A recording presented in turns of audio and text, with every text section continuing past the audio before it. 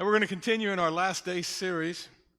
I think we're in part 8, Protecting the Faithful.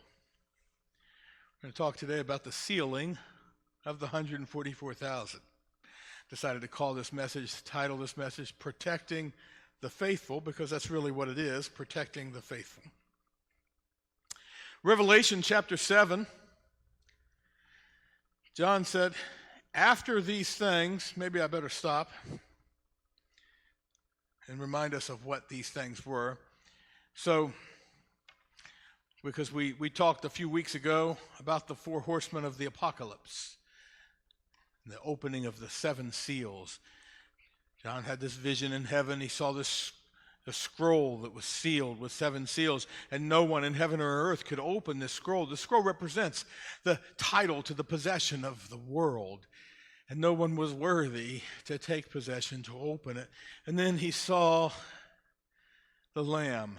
The Lion of the tribe of Judah had prevailed to open the scrolls, and so Jesus begins to open the scrolls. And as he does, John saw a vision. He saw a vision of horsemen. He saw 4 horsemen. He saw the first horse was a white horse, and he went out conquering and to conquer. And the second seal was opened, and he saw a red horse, and this red horse represented war, and he went out and with a sword, and wars broke out, and there was violence in the world, and so many people died because of the sword. And then he saw the third horse, and the third horse was, when the third seal was opened, and the third horse was a black horse, and this black horse represented the economic collapse that would come during the tribulation. He had a set of balances in his hand, and he said a measure of wheat for a penny, and 3 measures of barley for a penny. Now, a penny is a day's wage, so he was saying that the inflation and such was going to get so bad that it would actually be like a whole day's wage for a loaf of bread.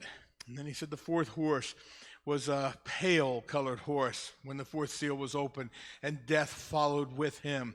And then that horse represented the pestilences and famines and such that would come on the earth. And then the 5th seal was open. And when the 5th seal was open, he saw a vision of the souls under the altar that had been beheaded for the witness of Christ, for the witness of their testimony. And they were crying out. And by the way, I always have to stop and point this out. Those souls, those ones that were already in heaven, that were crying out, they were under the altar there in heaven. And they're crying out. And they're not crying out for mercy for the people on earth. They're not crying out for an end to this destruction. They're actually crying out saying, how long, O Lord, until you avenge our blood? How long until you avenge our blood on those that remain on the earth? They're praying for Jesus to finish this work on the earth and come and bring in his millennial kingdom. It's also worth noting here that those souls that were there under the altar, that were there with Jesus, that were there in heaven, that were crying out to him, it said those were the souls of those that were martyred for their testimony. It does not say they were the souls of those that were raptured from their testimony. It's worth pointing out there, because those folks that believe in such a thing as this premillennial rapture, one of the things that passage says is that when they leave, that they will always be with the Lord. Well, the Lord's there hearing their cry, and it doesn't say anything about raptured people being there. It says martyred people are there. People that died for their testimony and their witness. And then the 6th seal is open, and the 6th seal, when it's opened, he said he saw basically the conclusion of the whole thing. Heaven was rolled up like a scroll. He saw all the stars fall from heaven like a fig tree when it's shaken and its leaves fall. He saw stars falling. He said every mountain was moved out of its place, and every isle was moved out of its place. And the kings of the earth and the great men, they went running and hiding, and they were hiding in dens and caves of the earth, and they were crying out to the rocks, saying, fall on us and hide us from the face of the one who sits upon the throne and from the wrath of the Lamb. So this is what he saw in chapter 6. Now, chapter 7 is a continuation of this. The 6th seal has been opened, but the 7th seal has not been opened yet. So John has just seen this vision. He's just seen this vision. And by the way, that vision he saw there in chapter 6, what did he see there? What did he see? Beginning with the four horsemen of the apocalypse, the souls under the altar, and then the falling of all the stars, and the mountains moved out of their place, and the kings and the great men. What he saw then was the whole, a real short clip of the whole of the tribulation and the end of the world. That's what he saw. It was sort of like when you're getting ready to watch a movie. A lot of times Deborah and I will be looking through the Amazon's the Prime thing or whatever, and we're trying to pick out a movie to watch, and we click the trailer. And you see the trailer, you see some scenes of everything that's in the movie that's about to come. Well, that's sort of like what he saw there in chapter 6. It's sort of like the trailer for the story that's about to unfold through the book of Revelation. That's the whole thing. So, when heaven's rolled up like a scroll and all the mountains and stuff are moved out of their place, that's the end. That's what comes at the end. So the things that we're about to read didn't happen after that. They happened during that. Now we're going to go back and we're going to fill in some of the details. Beginning here in chapter 7. So let me go back and read this. Chapter 7, verse 1 through 17.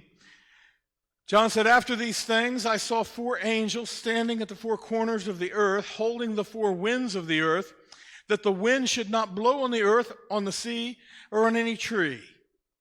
Then I saw another angel ascending from the east, having the seal of the living God. And he cried with a loud voice to the four angels to whom it was granted to harm the earth and the sea, 'Do not harm the earth, the sea, or the trees, till we have sealed the servants of our God on their foreheads.' And I heard the number of those who were sealed. 144,000 of all the tribes of the children of Israel was sealed. Of the tribe of Judah, 12,000 were sealed, 12,000 of Reuben, 12,000 of Gad, of Asher." I'm just going to read the names rather than repeat the statement. He repeats the statement. "Of the tribe of Asher, 12,000 were sealed. Of Naphtali, Manasseh, Simeon, Levi, Issachar, Zebulun, Joseph, and Benjamin." After these things, verse 9, "After these things I looked, and behold, a great multitude, which no one could number, of all nations and tribes and peoples and tongues, standing before the throne and before the Lamb, clothed with white robes, with palm branches in their hands, and crying with a loud voice, 'Salvation belongs to our God who sits on the throne.'" By the way, a little time out there. He said that he saw there in heaven all nations and tribes and peoples and tongues. There are so many groups that are trying to say this is the only group going to heaven, or this is the only group going to heaven. I know of several. I call them cults. Cults say, well, only these people is saved. Only these people are saved. Well, that contradicts everything that I've read in the Bible. But here we've got a really clear view. And guess what? There's going to be everybody you can think of, every kind of person. There's going to be some Asian people and some Hispanic people. There's going to be some white people and some black people. There's going to be boys and girls. And there's going to be some people speaking every language that you can imagine. He said, what a beautiful sight. He said, "I saw people of all nations and tribes and peoples and tongues," and it's so many of them that no one could even count them all, standing before the throne. "And they were crying with a loud voice, saying, 'Salvation belongs to God who sits on the throne and to the Lamb.'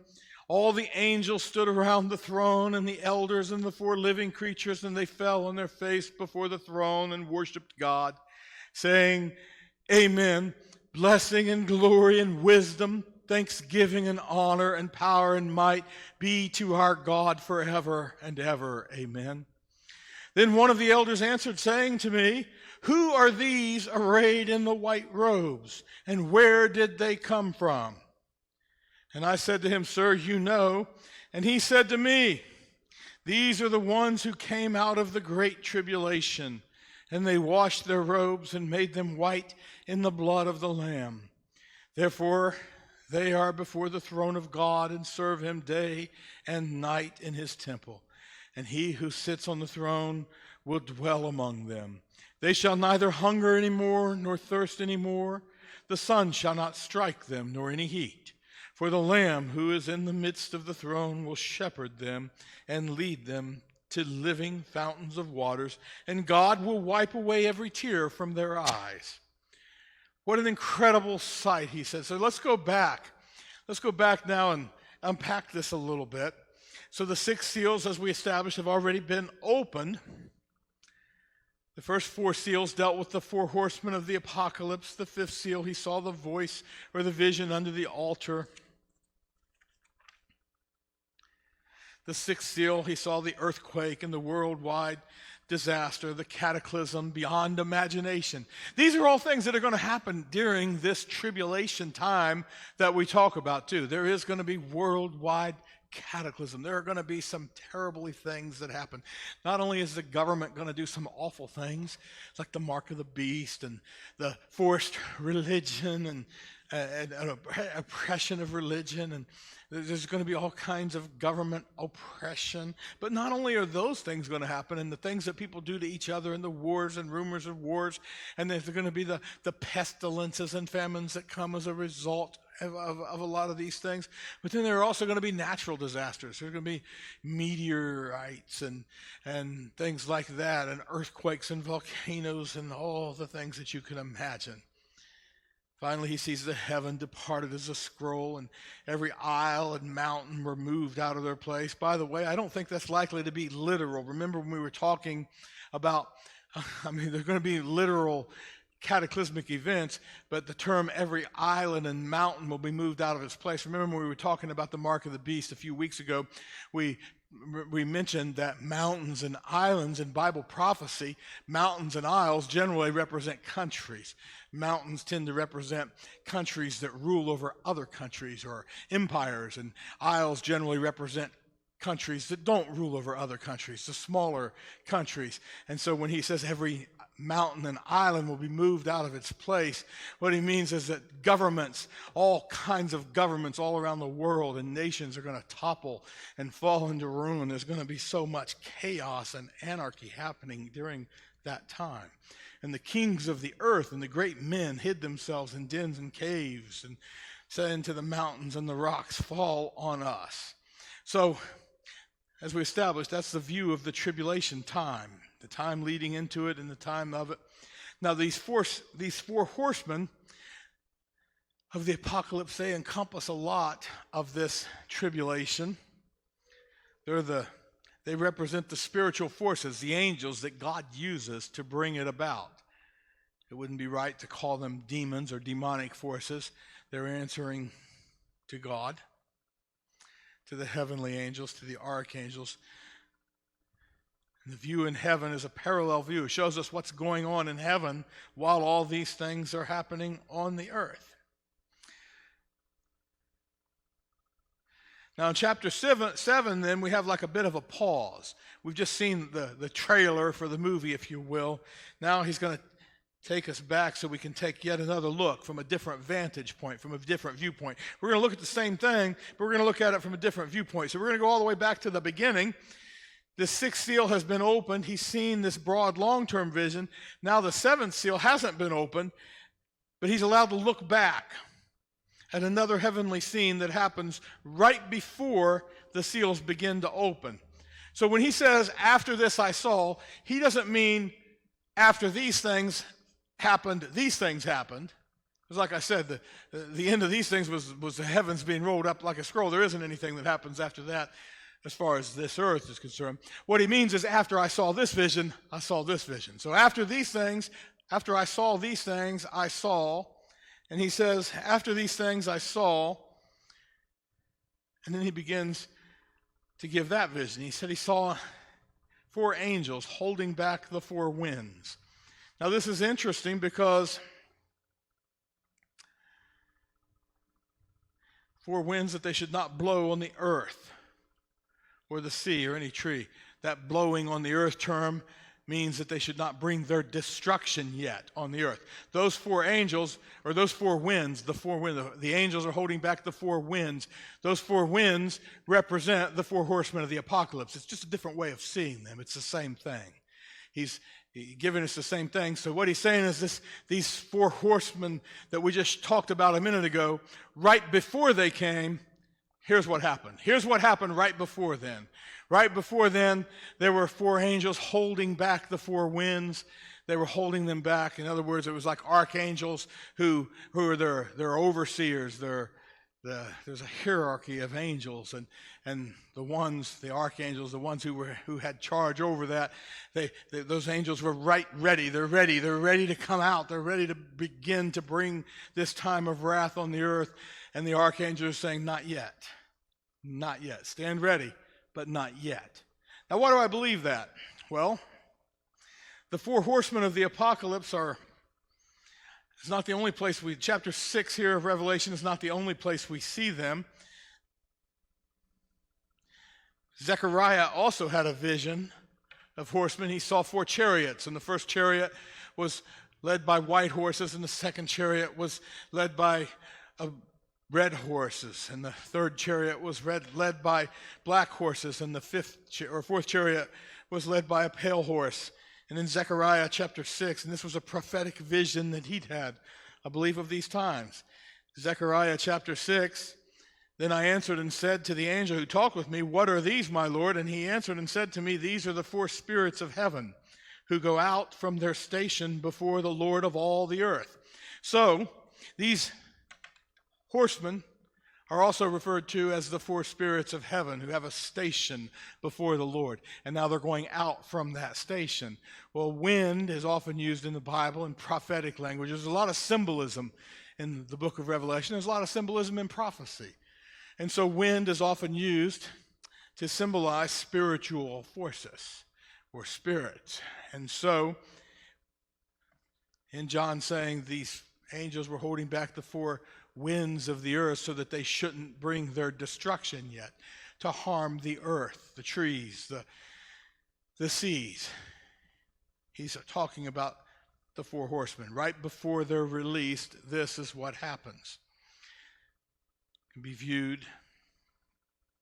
in that way. They're saying, wait, the destruction that's been planned can't happen yet because we have to seal the servants of God in their forehead. We have to seal the servants of God. You know, when God sent angels to destroy Sodom and Gomorrah, he sent angels, and they went to talk to Lot to leave. Lot and his family, they wanted to tarry. They weren't in any hurry to leave Sodom.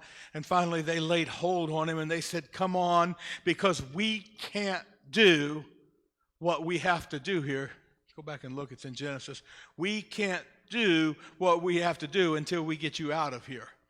Now, they're not getting these people out. There's not a rapture that's going to escape these people from the earth, but there is a seal that's going to protect them. That's going to protect them in the storm, and we'll see that as we go. Revelation 7 verse 3, he said, do not harm the earth or the sea or the trees until we have sealed the servants of God in their foreheads. Now, this seal represents a mark or something that shows. A seal is used to show validation or ownership or guarantee. Now, I don't think it's a literal mark. It's not a tattoo on their forehead or something. These are angels. These are spiritual beings, and so they're putting a spiritual mark. But it is something that every demon in hell and every angel in heaven can see and know and understand that these are untouchable, these ones that have this mark. So when it's time for the tribulation to begin, because that's what this represents, the releasing of the 4 horsemen of the apocalypse represents the beginning of the tribulation. And so when it's time for the beginning of the tribulation, when it's time for that to begin, there's also going to be a sealing. There's going to be a mark. There's going to be this angel going out, having the seal of the living God. And he's going to put the mark on the forehead of these, quote, servants of God. Before that tribulation can begin, this is a seal, and it's established for God's servants. Those with the seal are not harmed. They're not harmed by the plagues that come. They're not harmed by the terrors to come. They're not harmed by the meteors hitting the earth or the earthquakes or the volcanoes. They're somehow not harmed by the Antichrist system that's beheading the people that won't worship the beast. Somehow they have supernatural protection. Like I said, there's no such thing as some rapture that's going to evacuate them, but there is a seal that will protect them. They will be protected during this time. God's protection during times of trouble, by the way, is seen throughout the Bible. Psalm 91, he that dwells in the secret place of the Most High shall abide under the shadow of the Almighty. I will say of the Lord, he is my refuge and my fortress, my God. In him will I trust. He said, 1,000 may fall at your side and 10,000 at your right hand, but it will not come near you. Because he has made the Lord, which is my refuge, thy habitation, there shall no evil befall thee. So there's a because there. We'll talk more about that as we go. There is a because there. There's a condition that's linked to this protection. He that dwells in the secret place of the Most High, because you have made the Lord, which is my refuge, even the Most High, your habitation. God said, I will set him on high because he has known my name. This speaks of the people that are being protected in the midst of these trials. Now, it's not automatic to all believers. Sorry. Psalm 91 refers to the one that dwells in the secret place of the Most High, the one who makes the Lord his habitation.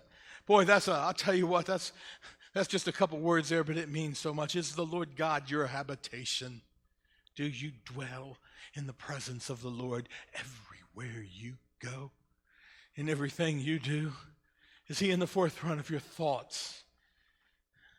Does he affect the decisions that you make? It's not referring to the selfie pseudo-Christians of many of today's churches. It's not referring to the casual Christians who have a form of godliness but deny the power thereof. It's not referring to the churchgoers who say they're Christians but don't act or think any differently than the rest of the world. I know that might really infuriate a good many people, maybe that are watching online. But God said clearly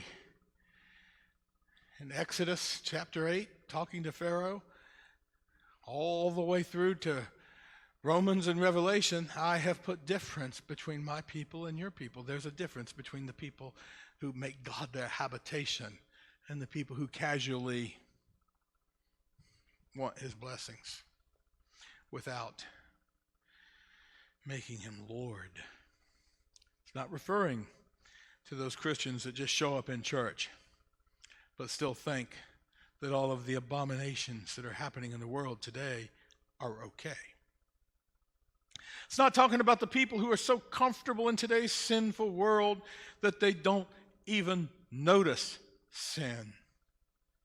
No, this seal is for those who do know their God, the ones who are talked about in Daniel chapter 11, verse 32, when he's talking about the tribulation, and he says, they who do know their God will be strong and do exploits. That's who Daniel's talking about. Those ones that do know their God. They're able to be strong and do exploits, not because they're somehow in their own self strong and mighty or have supernatural power or ESP. They're able to be strong and mighty because they know their God. They have his seal of protection and power in their lives.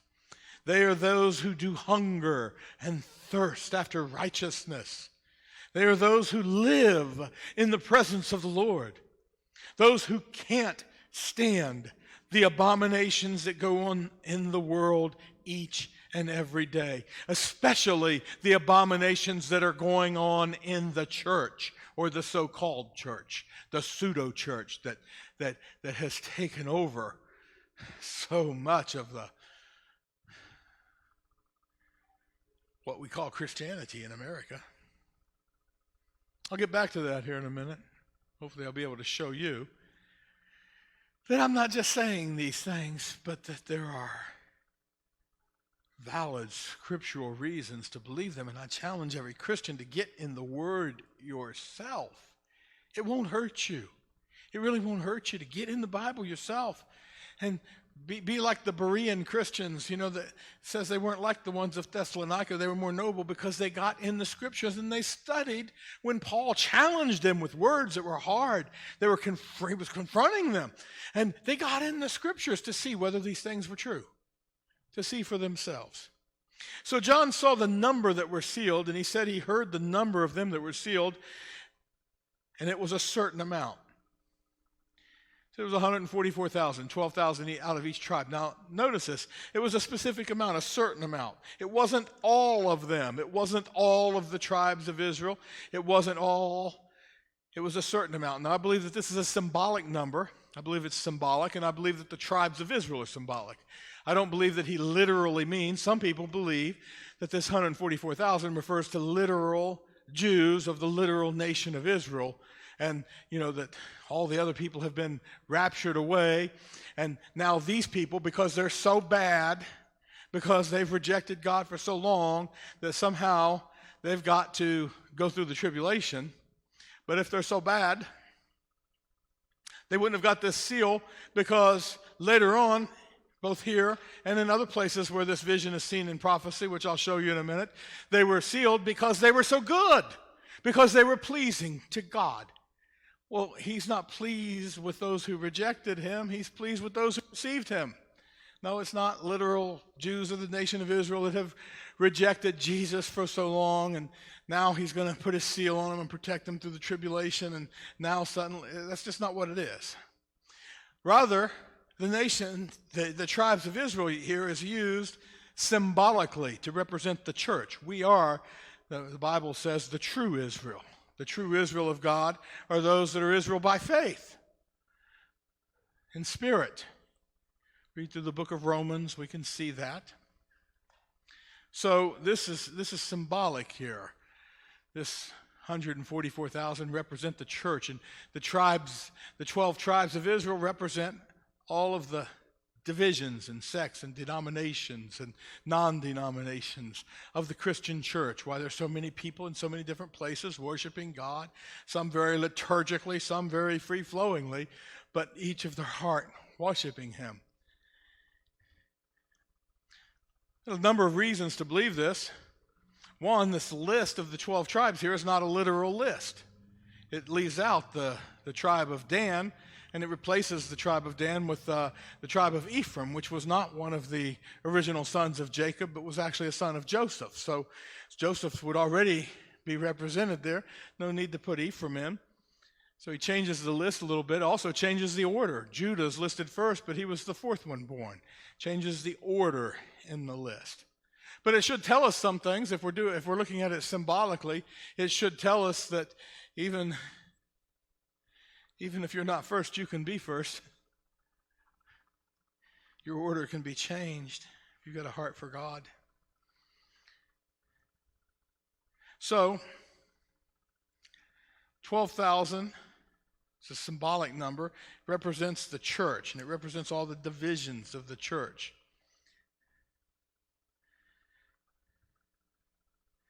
It's a symbolic number. So we see this illustration.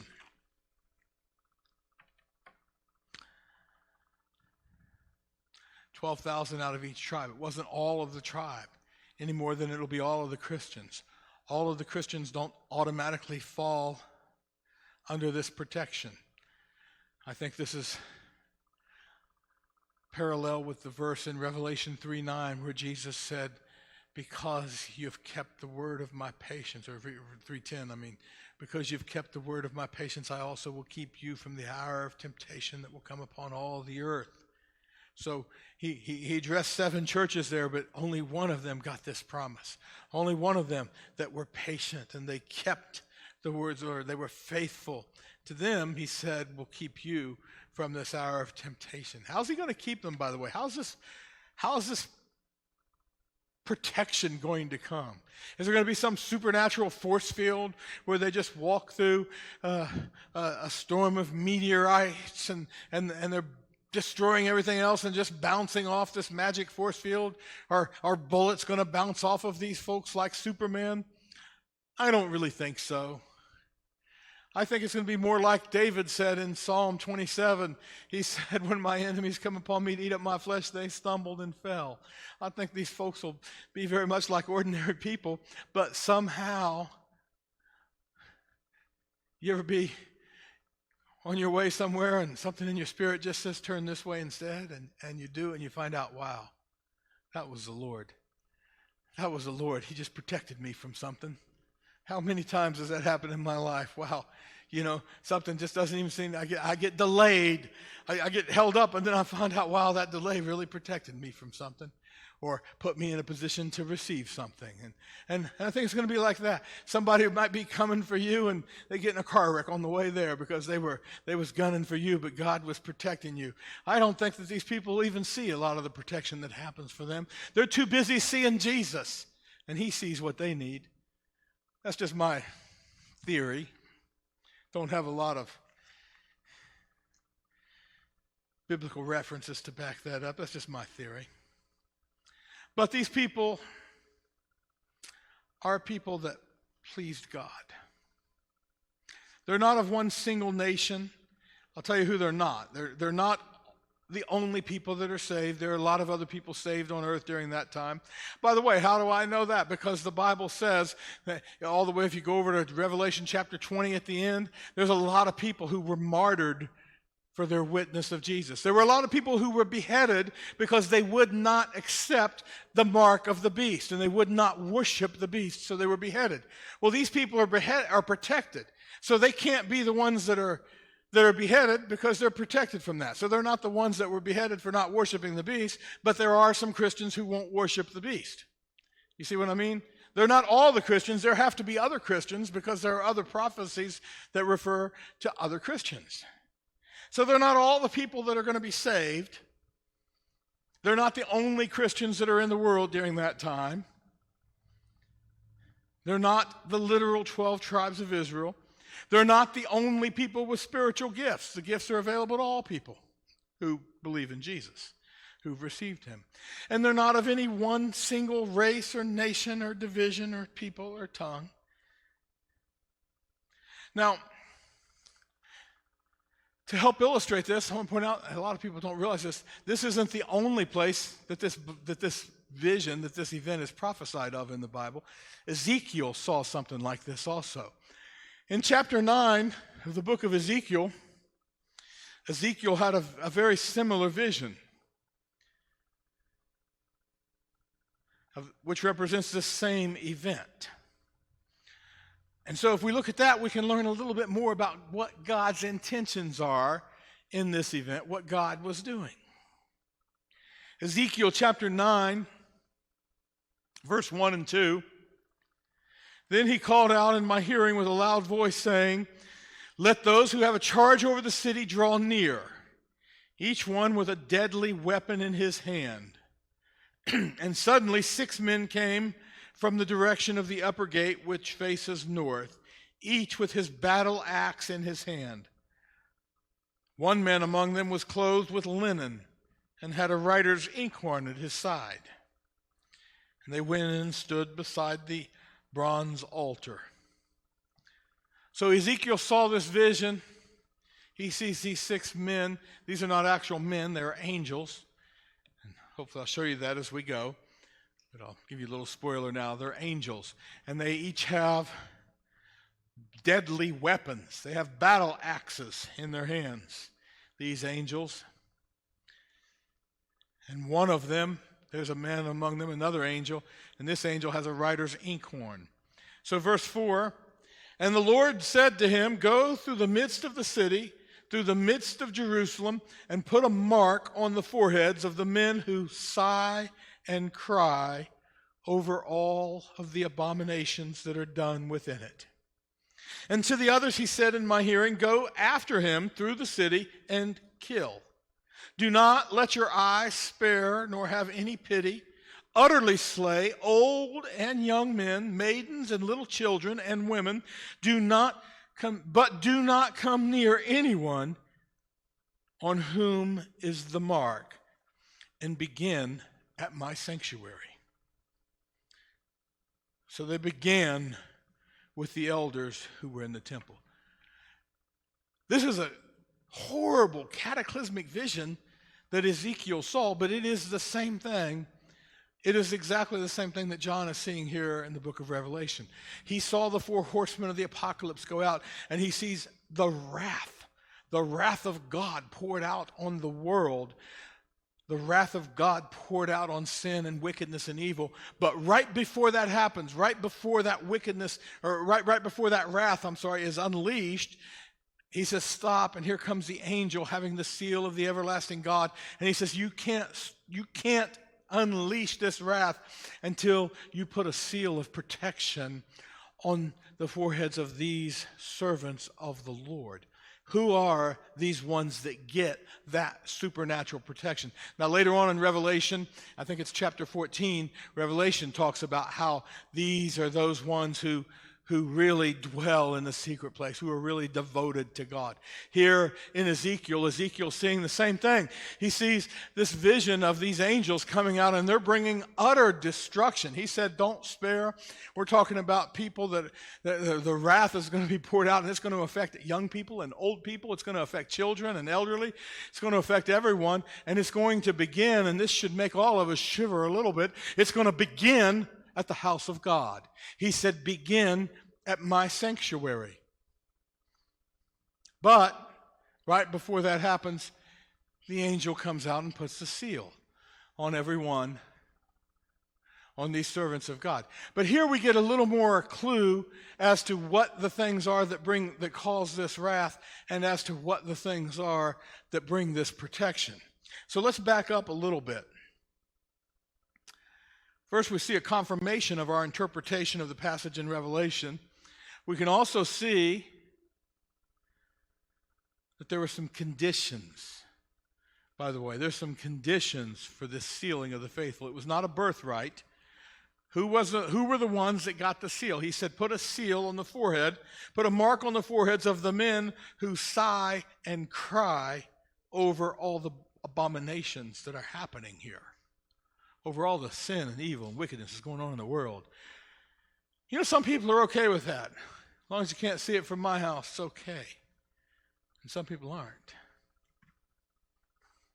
But it's not a birthright, and it wasn't automatic. Everybody that was a Jew in the city didn't get that mark. It was for reasons that were pleasing to God. And some of those reasons are listed here. Maybe not all of them. The marking was based on those who were crying and sighing over the abominations and evil that was going on there. Now, let's back up. If we go back one chapter to chapter 8, we can see that. I'm going to be done pretty close on time today. Praise the Lord. Chapter 8, verse 5 through 18. It's a little bit of reading, but it'll be worth it. This is right before he saw the man with the writer's inkhorn going out and sealing the folks. Right before these angels were released with their destruction, God showed Ezekiel this vision. He said to me, son of man, lift up your eyes now toward the north. So I lifted up my eyes toward the north, and there, north of the altar gate, was the image of jealousy in the entrance. Furthermore, he said to me, son of man, do you see what they are doing? The great abominations that the house of Israel commits here, to make me go far away from my sanctuary. Did you guys hear that? Did you hear what God said to Ezekiel? He's looking at the altar, the sanctuary, and he said, do you see the things that they are doing here? These abominations that make me go far away from my sanctuary? He didn't say that you're making Ezekiel go away from his sanctuary. He didn't say you're making the Christians go away from the sanctuary. He didn't say you're making the people go away from the church. He said God is leaving the church. God said they're making me leave. There's so much sin in so many houses of God that God doesn't even want to be there anymore. It's pretty bad when God doesn't want to go to church. That's what he said. Do you see what they're doing, the great abominations that the house of Israel commits here, to make me go far away from my sanctuary? Now turn again and you'll see greater abominations. So he brought me to the door of the court. And when I looked there was a hole in the wall, And then he said to me, Son of man, dig into the wall. And when I dug into the wall, there was a door. And he said to me, Go in and see the wicked abominations which they are doing there. So when I went in and saw, and there every sort of creeping thing, abominable beasts, and all of the idols of the house of Israel were portrayed all around the walls. And there stood before them 70 men of the elders of the house of Israel in the midst. And in the midst stood Jazaniah the son of Shaphan. Each man had a censer in his hand, and a thick cloud of incense went up. And then he said to me, Son of man, have you seen what the elders of the house of Israel are doing in the dark, every man in the room of his idols? For they say, the Lord does not see us. The Lord has forsaken the land. So God shows Ezekiel this vision. He goes a little deeper and he looks into the church and he sees all of these people, some of the elders, the people that should be doing right, but they've got so many idols. What's an idol? An idol is something that takes the place of God. We've got to be careful that we don't have idols in our heart. Why, there are a lot of people that go to church and they're not going to church for an encounter with God. They're going to church for many other reasons.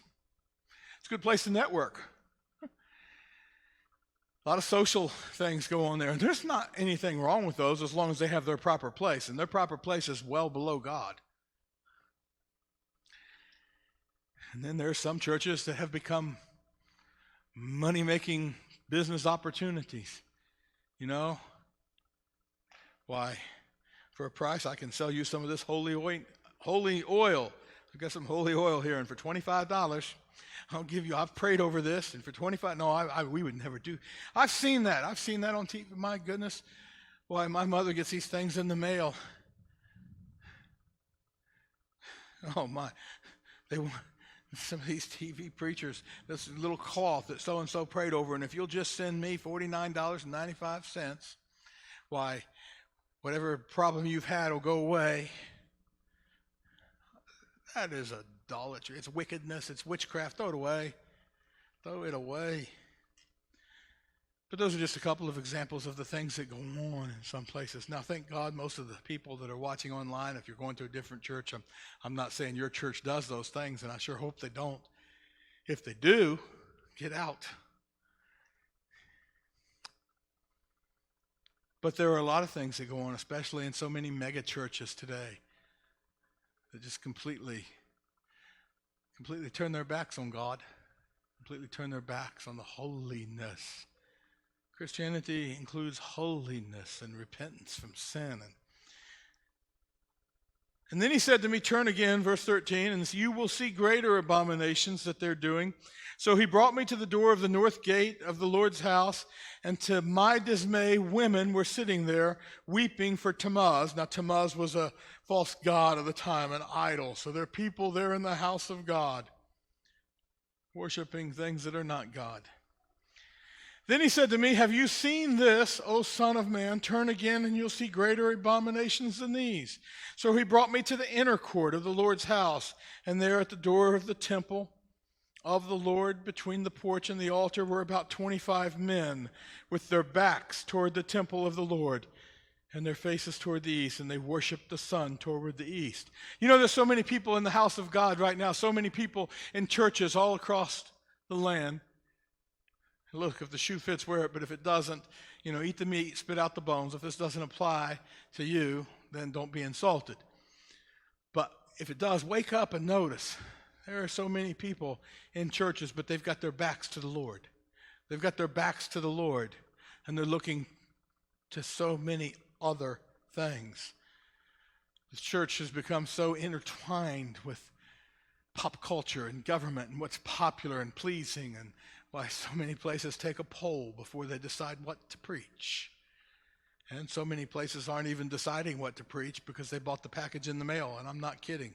Churches with thousands of people bought the package in the mail, and it's got all the art and all the posters for the sermon series. It's really, really cool. It'll just draw all the crowds in, but they don't even have to pray about it. Somebody else wrote that outline. All they got to do is be a good actor and deliver the message. I'm not kidding. Millions and millions of people. I could start naming them. Some of them locally. But the sermon packages they're buying are being preached the same. Well, let me stop. He said to me, I'm almost done, verse 17, have you seen this, O Son of Man? And God asked Ezekiel the question, is it a trivial thing that for the house of Judah to commit the abominations which they commit here?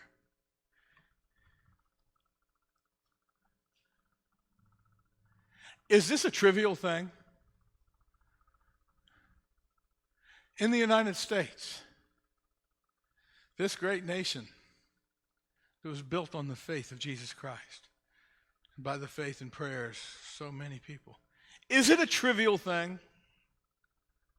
Is it a trivial thing for so many people to turn their backs to the Lord who saved us? Is it a trivial thing for us to throw away the scriptures in exchange for traditions or exchange for what's popular? He said, have you seen this, O Son of Man? Is it a trivial thing to the house of to the house of Judah, to commit the abominations which they commit here? For they have filled the land with violence. Then they have returned to provoke me to anger.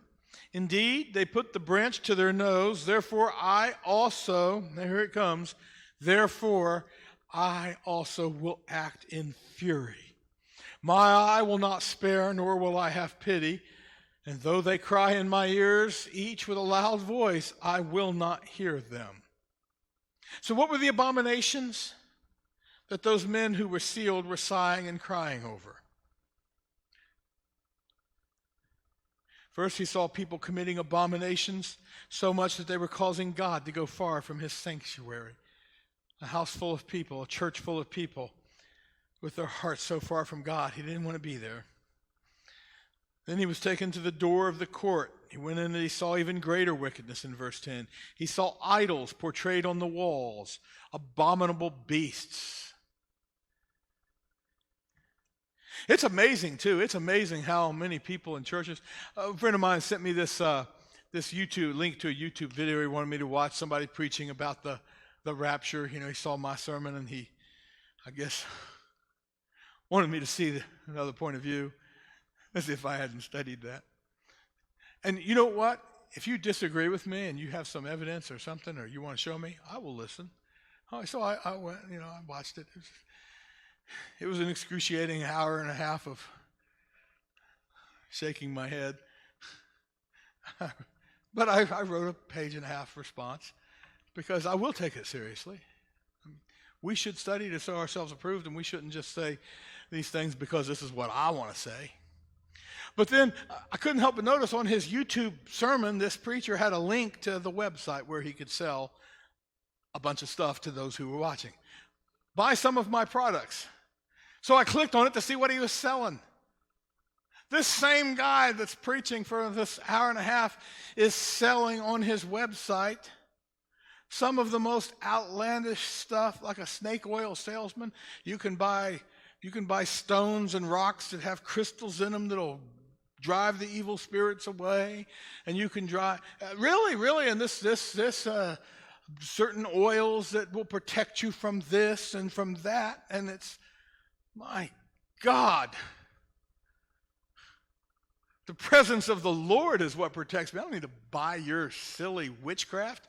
That's all it is witchcraft. But there are people, thank God, I hope most preachers aren't like that, but there's so much stuff like that in the world today. So much people turning their backs on the Lord. And they have their idolatry right in the house of God. And that's what that is. He's using the house of God to sell these wares. Jesus went into the temple and he saw that and he started kicking over some stuff, didn't he? Made quite the scene. He saw 70 of the elders of Israel. Each one had a censer. They were acknowledging these idols. And God asked, he said, do you see what they do in the dark? He said, they think the Lord doesn't see. I want you to know the Lord sees everything. He said, there's nothing hidden from him. Even the hairs of our head are numbered. Then he was taken to the inner court. He sees 25 men there with their backs to the temple, facing the east, worshiping the sun. God says, is this a trivial thing? And he said, therefore, because of this, I'm going to act in fury. So just then, as God is about to show Ezekiel the final destruction that he's going to bring for these things, there's a pause. And here comes the angel with the inkhorn. And he comes to seal those who are sighing and crying over these things. These are symbolic of the many things that are happening in the world right now, today, especially in the church right now. I want to ask you something, people watching online. Maybe you'll be watching on YouTube later. Maybe it's not even Sunday for you. Are you crying? Are you crying and sighing over the apostasy that's happening in our church? I don't mean this little body of believers. I don't mean your little body of believers if you're watching somewhere, but I mean the church. This body of people that call themselves Christians in this country.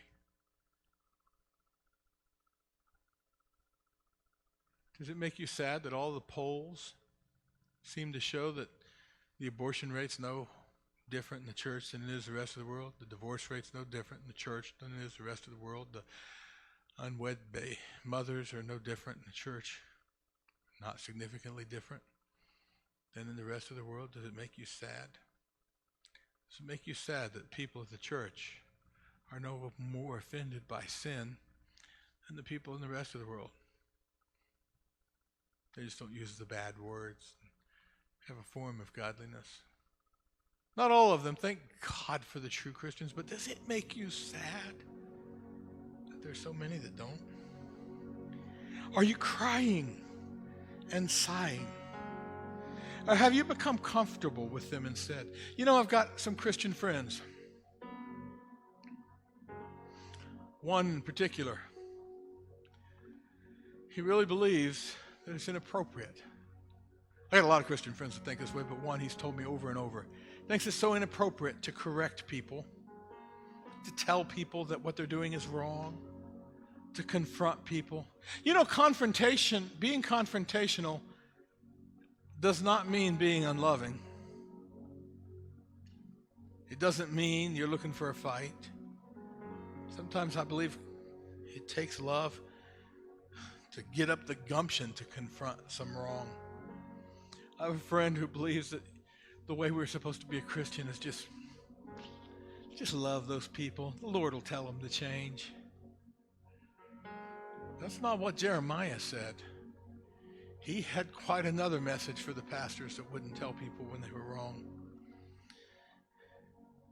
Have you become comfortable with those people that are continuing to live in sin? There are so many abominations that are happening in the church in America today. There's so many people. They don't even go to church to worship God. They go for the social aspects.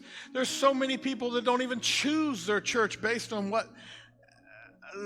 whether there's godly preaching or not. The godliness or the accuracy of the preaching is like number 5 or 6 or 7 or 8 on their criteria of why they go. They're looking for a good Awanas club or Royal Rangers club for their kids. They're looking for a nice children's program or a coffee shop or a place to network. They want their kids or their family or they want themselves to be networked with the right business associates or community services to help them get ahead in life. Well, there's nothing wrong with wanting to get ahead in life.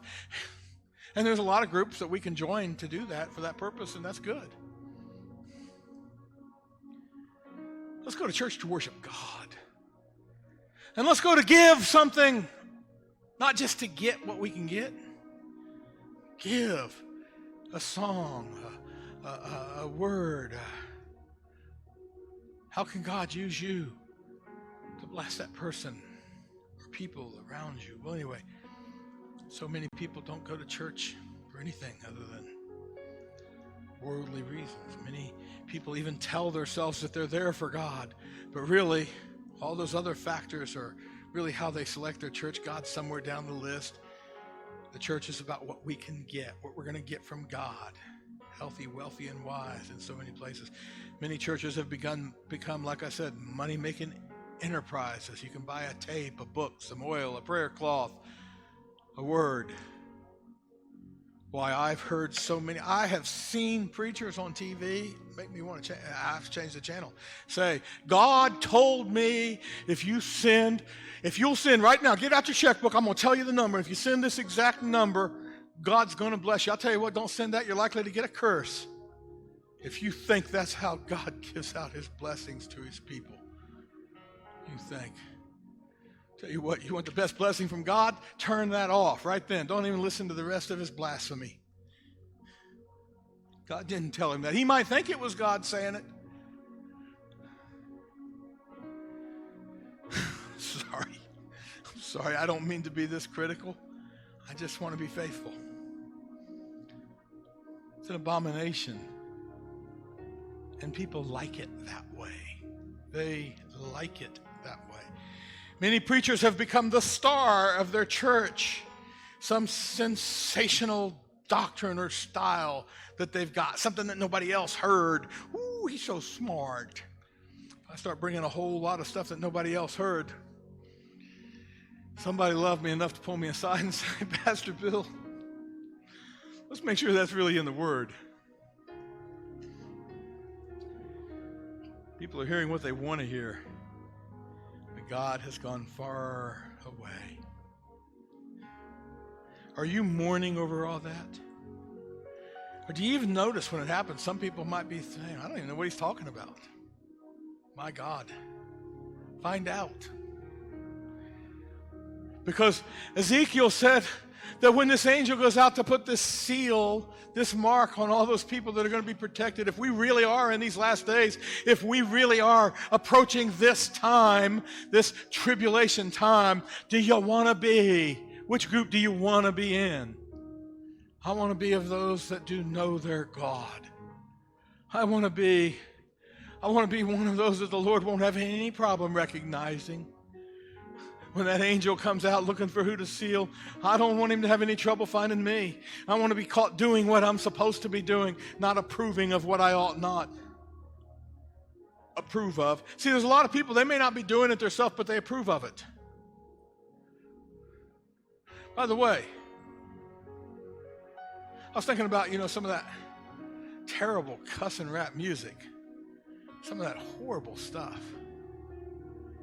I think that's so ungodly. I won't allow it to be played in my home or in this church. Now, somebody was trying to argue a case for it once. They said, well, they're just expressing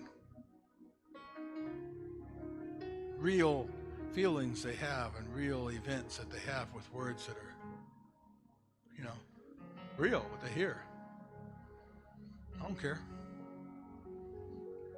Demons are real. They still dishonor God. I don't care. You're still not going to play that here.